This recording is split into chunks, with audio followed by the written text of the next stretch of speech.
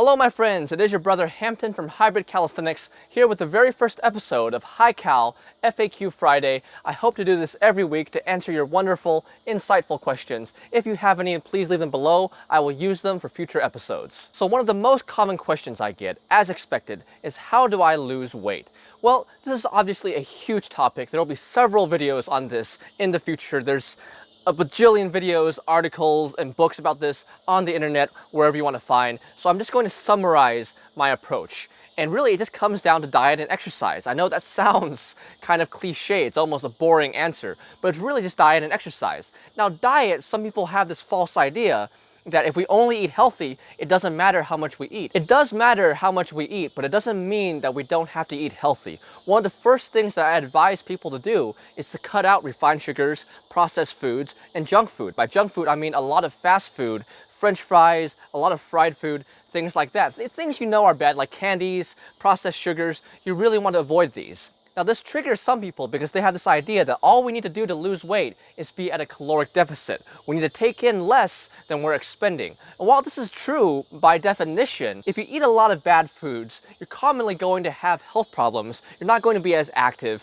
You're going to have less energy, and this will not help you be at a caloric deficit. You won't want to move, you'll be much less active, and it'll be much harder to be in a caloric deficit. So I'm not saying that we don't have to be in a caloric deficit to lose weight. It's kind of like saying if you're pouring in more water than you're pouring out, of course you're going to have more water in your cup. That's a caloric surplus, and the opposite is true of a caloric deficit. That has to be the case.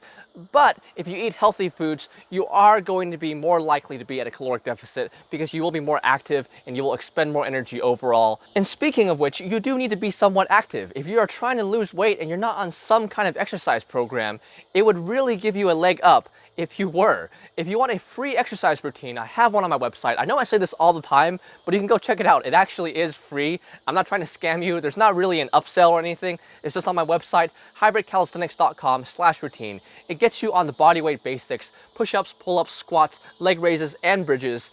I have 10 different steps, around 10 different steps to help you scale to any fitness level. Check it out.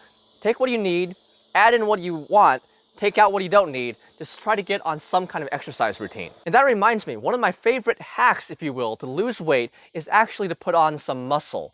That extra muscle is weight, and it might make the numbers go up on a scale, and that freaks some people out. But that will make you burn more calories overall. That will raise your basal metabolic rate, so you'll burn more calories even when you're resting, even when you're sleeping. A quick hack to losing weight is actually to put on some muscle. So to summarize, in general, my advice on losing weight is try to eat healthy. I know that sounds obvious, but it really benefits us if we remove the junk food from our diet, even if we're trying to eat less. And speaking of which, after you have a somewhat healthy diet, notice how much you're eating. If you want to scale back a little bit, just eat a little bit less every meal. That can help you lose weight as well.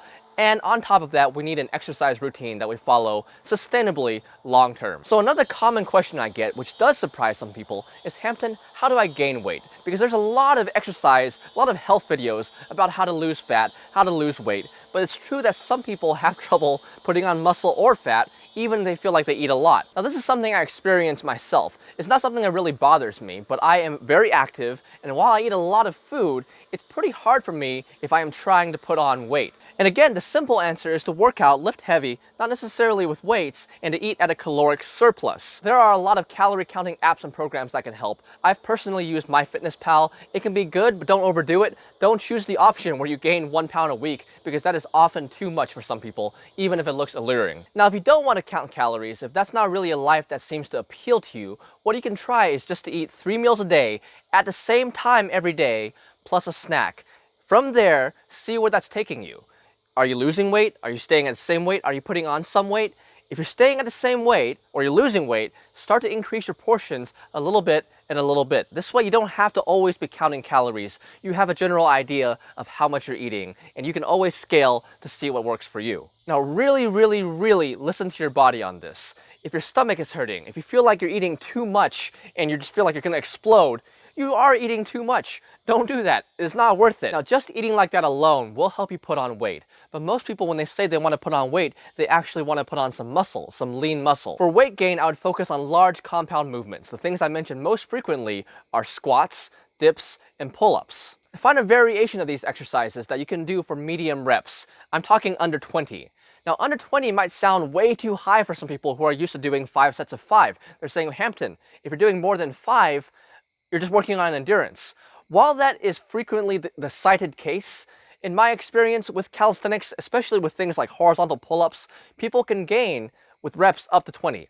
You can argue in the comments about why. And that's it for this episode of FAQ Friday. I only did a bit because I want to hear your wonderful questions down below. I want to answer them next week. And also, the sun is setting on me. I know it's been doing that a lot in my recent videos. It's partially because I'm just not used to this new schedule of the sun setting earlier. And also, I have this thing in my brain to where I like to refuse that summer is over until summer happens again. I'll be sitting here in December in a tank top and shorts just saying, it's late summer. One more time, please leave your questions below. I will do my best to answer all of them, and I will answer some in next week's video. I am your brother Hampton from Hybrid Calisthenics. Have a beautiful day.